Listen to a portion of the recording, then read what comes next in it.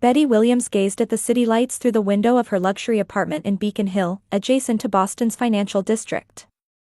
Though she maintained a youthful appearance, behind her calm eyes lay complex emotions, a mixture of patience and resignation cultivated over many years. Born as the eldest daughter of the Williams family, Betty had majored in finance at Harvard University and immediately joined a major investment firm on Wall Street after graduation. Now, she worked as a senior analyst at a prominent financial institution in Boston, respected throughout the industry for her analytical skills and insight. Her portfolio management consistently generated stable returns, earning her clients deep trust. "Betty, could you come to the family home this weekend? I have something to discuss." Her mother Martha's voice sounded excited over the phone. "It's wonderful news." Betty sighed softly and checked her calendar. "All right, Mom. What time works for you?" "Noon would be perfect. Your father and Vanessa will be there too." Just hearing her sister's name created small ripples in Betty's heart. From childhood, Vanessa had been the family's sunshine. Bright and sociable, she had served as captain of the cheerleading squad in school and was crowned homecoming queen. Betty, on the other hand, preferred spending time in the library, earning excellent grades without any flashiness. On Saturday, when Betty arrived at the Williams suburban mansion, Vanessa's crimson sports car was already parked in the driveway. As she opened the door, laughter drifted from the living room. "Oh, Betty's here," Martha noticed her daughter, her voice tinged with slight disappointment. "Dear, you're always dressed so plainly, you could try to be more fashionable sometimes." "Hello, Mom," Betty smiled as she kissed her mother. The simple navy dress fit her slender figure well. Vanessa appeared in a vibrant pink summer dress, laughing with their father George. "Betty." Vanessa rushed over to her sister, giving her a quick hug that left behind the strong scent of perfume. "Today is a special day." In the living room, George stood in good spirits with a whiskey in hand. "Finally made it, Betty. You're always punctual," he said in a tone that sounded like a compliment but wasn't quite. "Is something special happening?" Betty asked as she sat down. "Special doesn't begin to cover it." Vanessa clung to her father's arm and displayed a large, sparkling diamond ring. "I'm engaged to Reed Foster." Martha wiped away tears of joy. Reed graduated from Harvard Law School and is now a hugely successful broker dealing in luxury real estate. "Finally, one of my daughters will build a wonderful family." The words felt like a denial of Betty's very existence. Maintaining her smile, Betty turned to her sister and said, "Congratulations, Vanessa. Tell me about him." "Oh, come on. I've talked about Reed so many times." "You even met him at last year's Christmas party," Vanessa complained, but Betty had no recollection of this. Last Christmas, she had left early for an important project after briefly greeting her family. Throughout dinner, conversation centered on plans for Vanessa and Reed's extravagant engagement party. They would rent a historic mansion in Newport and invite the elite of Boston society. "Betty, you'll need to buy a lovely dress," Martha said. "And perhaps?" She touched her daughter's shoulder, "You might want to diet a bit? No dress will look good otherwise." Betty's figure was average, but in her mother's eyes, there was always room for improvement. She nodded silently, lowering her eyes to her plate. George didn't join the conversation, enthusiastically discussing Vanessa and Reed's future instead. "Where did you meet Reed?" Betty asked, and Vanessa's eyes lit up. "At a Winter Garden charity event. He was one of the organizers." Betty recognized the name. Winter Garden Charity. Something triggered her professional instinct. "You're always so focused on work," Martha interrupted. "Vanessa is social, that's why she has such wonderful encounters. You should learn from her." George chimed in, "Betty's smart. But men are intimidated by overly intelligent women. If you behaved more femininely, you might find happiness like Vanessa." Betty smiled quietly. Such comments from her parents and sister had become routine. She knew her own worth. Yet sometimes, the pain of being treated as second best, or worse, in her family couldn't be erased. "The engagement party is the first Saturday of next month," Vanessa said. "You'll come, right?" Betty nodded. "Of course. As she spoke, she felt an inexplicable uneasiness. The name Reed Foster seemed strangely familiar. The lavish engagement party invitation arrived at Betty's apartment on a rainy Wednesday. Opening the envelope with gold foil embossing, she found beautiful calligraphy dancing across thick ivory paper. "Please join us in celebrating the engagement of Vanessa Williams and Reed Foster." Holding the invitation, Betty stood by the window. Watching raindrops slide down the glass, she recalled past family gatherings. 8 years ago, at her father's 60th birthday party. The night her mother announced to everyone, "My daughter excels at work, but she's missing something important as a woman." 5 Christmases ago. When relatives gathered, an uncle asked, "When is Betty getting married?" and Vanessa laughed, "My sister married her computer," while everyone joined in. 3 years ago, on Vanessa's birthday. "This girl is so popular with men. So different from Betty," her mother had said, tipsy, while her father raised his glass. "Vanessa is our pride." Betty took a deep breath and placed the invitation on the dining table. She could choose to run away, fearing more hurt. But she loved her sister. Despite all the comparisons and wounds, Vanessa was her only sister. "I should go," she told herself. "It's my sister's special day."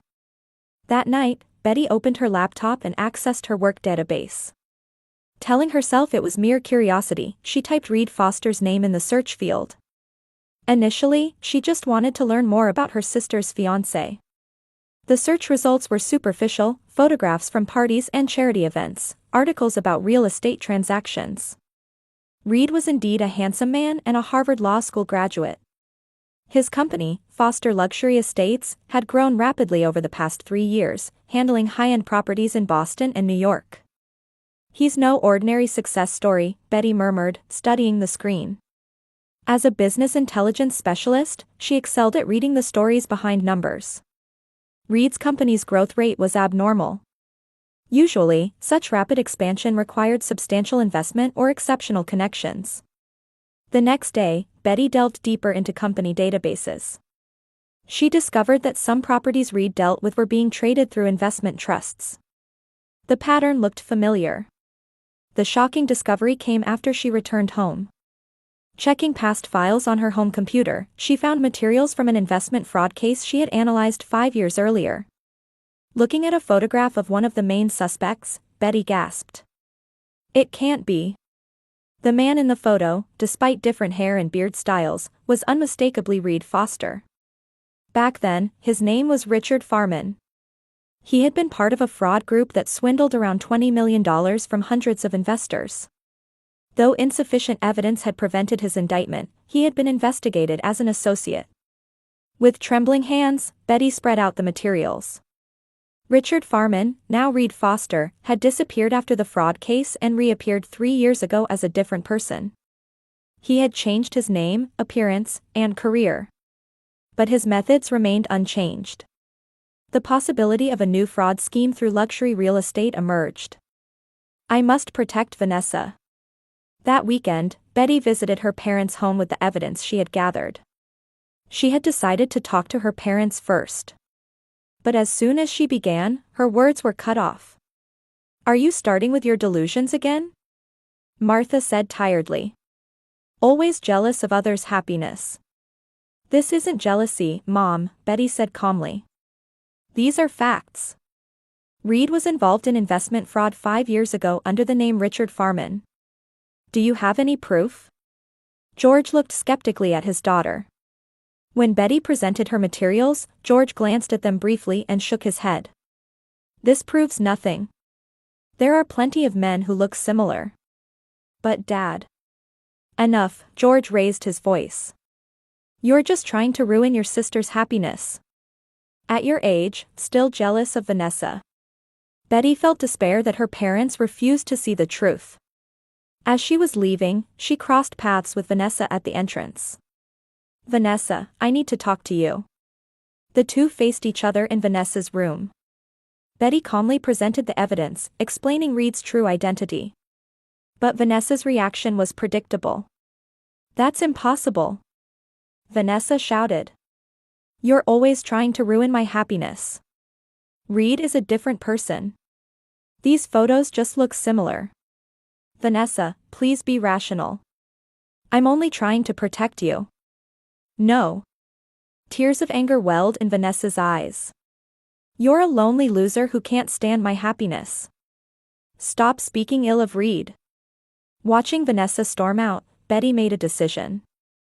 Further verbal persuasion was futile. She needed to demonstrate the truth through action. Back home, Betty continued investigating Reed's past and current activities.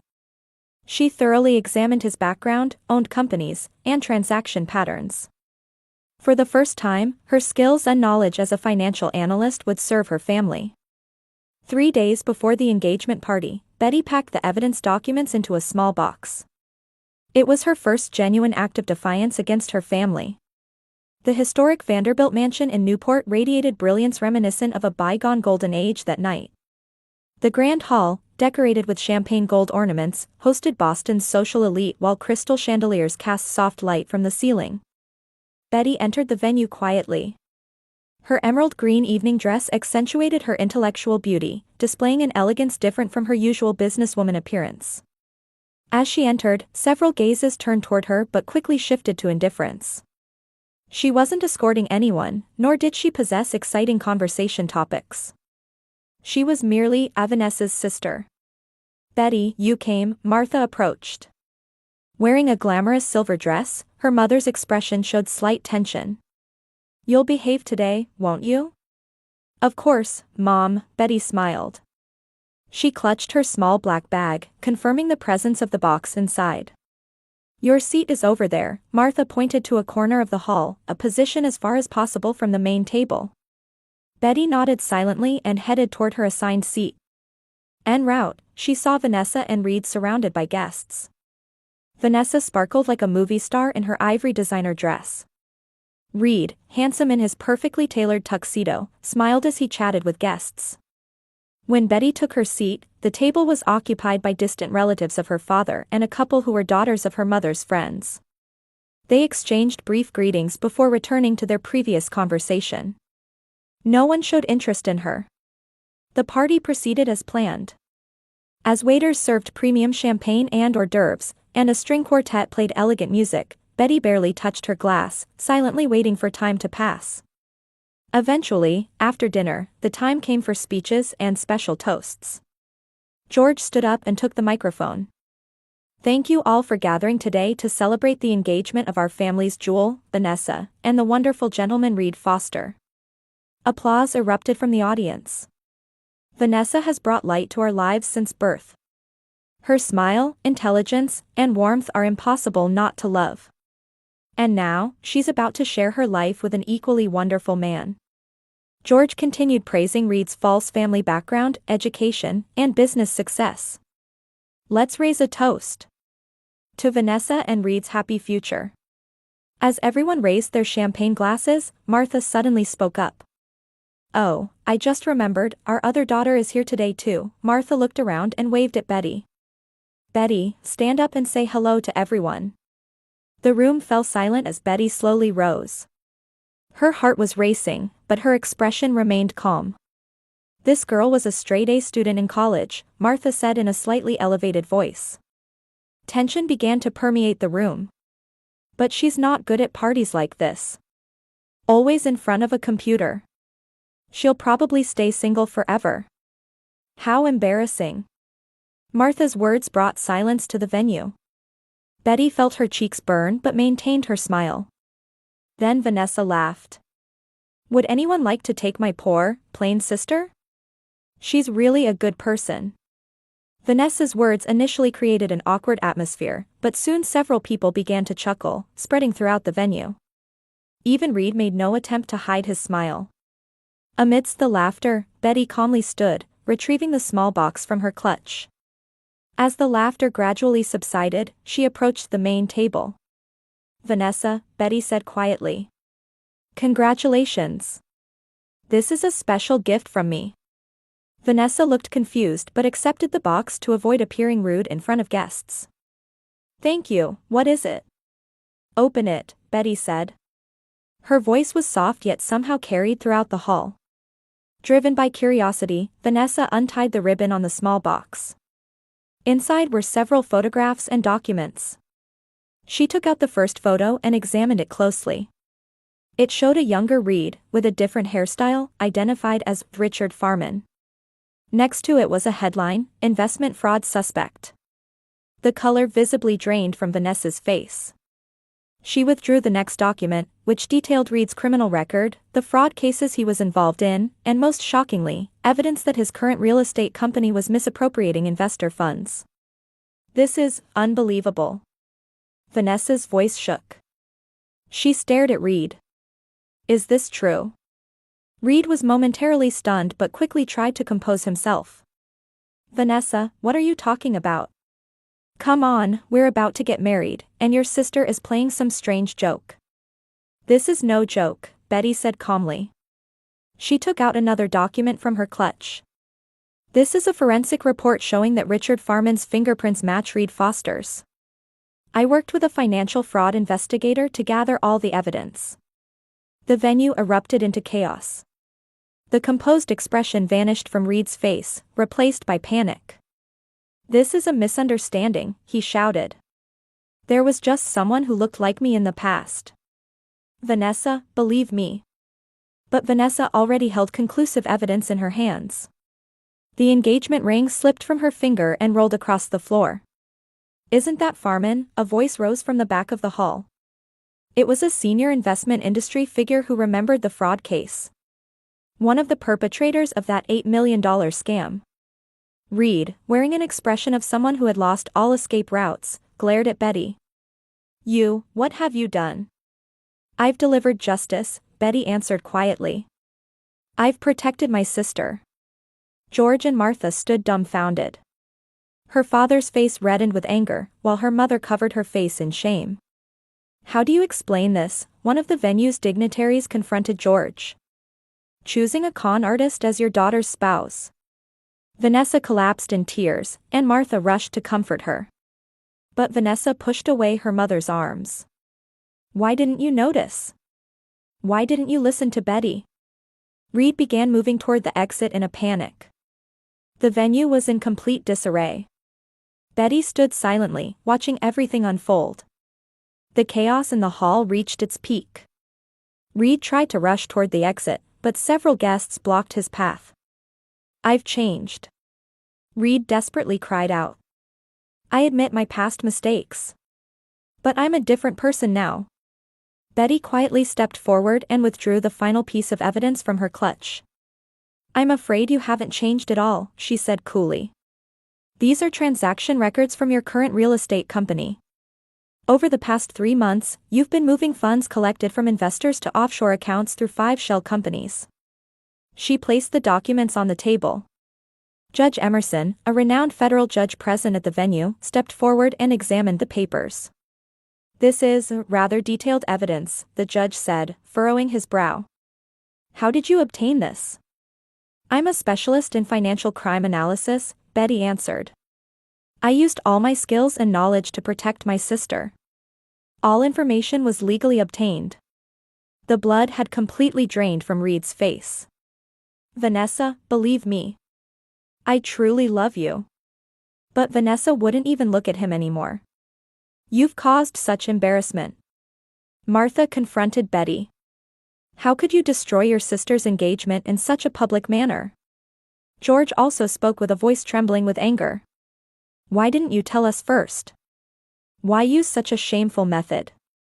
"I did tell you," Betty replied quietly. "You wouldn't listen. You said I was jealous and envious of my sister's happiness." Judge Emerson took out his cell phone, saying, "This clearly requires an investigation by the authorities," and began making a call. From another corner of the venue, an elderly woman who had previously been a victim of Reed's fraud raised her voice. "My husband lost everything in that scam and died from the shock. Arrest that man." Amidst the confusion, Betty looked toward Vanessa. Her sister had collapsed into a chair, sitting in a daze. Seeing her covering her face with both hands, trembling as she cried, Betty felt heartbroken. She slowly tried to approach her sister, but at that moment, Reed suddenly moved. "I won't forgive this," Reed shouted, grabbing a knife from a nearby table. His eyes were filled with madness. It's all your fault. As he took a step toward Betty, two security guards at the venue tackled Reed and restrained him.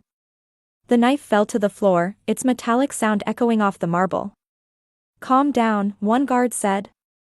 The police are already here. Indeed, uniformed officers were already arriving at the entrance, trying to assess the situation. Judge Emerson could be seen approaching the officers, explaining the circumstances. Betty took a deep breath, trying to steady her trembling hands.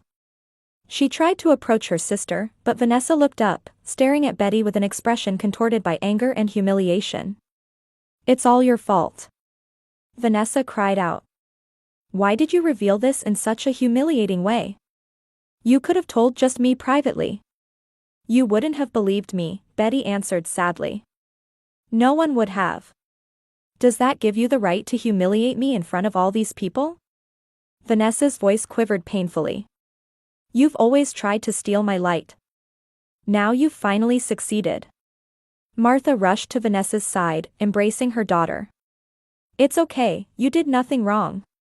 You were just deceived. George stared at Betty with a confused expression. In his proud eyes was a mixture of anger, confusion, and a very faint, glimmer of recognition. But he said nothing and walked over to his wife and daughter. As officers escorted Reed out, Betty stood silently. Around her, guests discussed the event in uproar, with some approaching to say, "Well done." Yet she remained completely isolated from her family. Ms. Williams, Judge Emerson approached. That was a courageous act. The evidence you've gathered is extremely valuable. The police are already seeking your cooperation. Betty nodded silently. He will undoubtedly be imprisoned, the judge continued. You've saved many people from his next scam. Those words gave Betty a slight sense of comfort. But she also keenly felt that the rift with her family had become irreparable. One of the officers approached Betty. Ms. Williams, could you come to the police station tomorrow? We need your testimony. As she nodded, she spotted Vanessa at the edge of the venue, supported by Martha as they headed for the exit. George followed behind them but paused at the door, turning back to look at Betty. His expression was unreadable, but he seemed to nod briefly, almost imperceptibly. Then he turned away and followed his family. The venue gradually quieted as guests departed, carrying their trembling excitement and shock. Betty remained alone, standing in the center of the empty party hall. The chandelier light swayed softly around her, and the fallen engagement ring gleamed lonely on the floor. She picked up the ring and held it in her palm. The diamond sparkled in the light, but its brilliance seemed cold and false. Just like Reed's love. Miss, an elderly waiter approached her. Are you leaving now? Betty came to her senses and nodded. Yes, I'm leaving. She picked up her clutch and quietly left the venue. The night air in Newport was cold, with stars spread across the sky. While calling a taxi, she briefly considered her actions. There was regret for hurting her family, but more strongly, she felt a sense of liberation. For years, she had been a shadow in her family. Always second best, always the target of criticism, always just Vanessa's sister. But tonight, she had stood up for herself for the first time. Her actions might have destroyed her relationship with her family. But at the same time, they had freed her from the chains that had bound her for years. As she got into the taxi, her cell phone rang. It was an unknown number. Betty Williams speaking, she answered. Ms. Williams, this is FBI agent James Collins, a male voice responded. I'd like to speak with you further about the information you provided. Gazing out the car window, Betty replied, Of course, I'll cooperate. In her heart, she felt satisfaction that she had protected her sister from Reed, who had been lying to her family. Even if it meant being ostracized by her family, she believed it was the right choice. Also, Ms. Williams, the FBI agent's voice continued. Thank you for your courage and expertise. Many people will be saved thanks to your actions.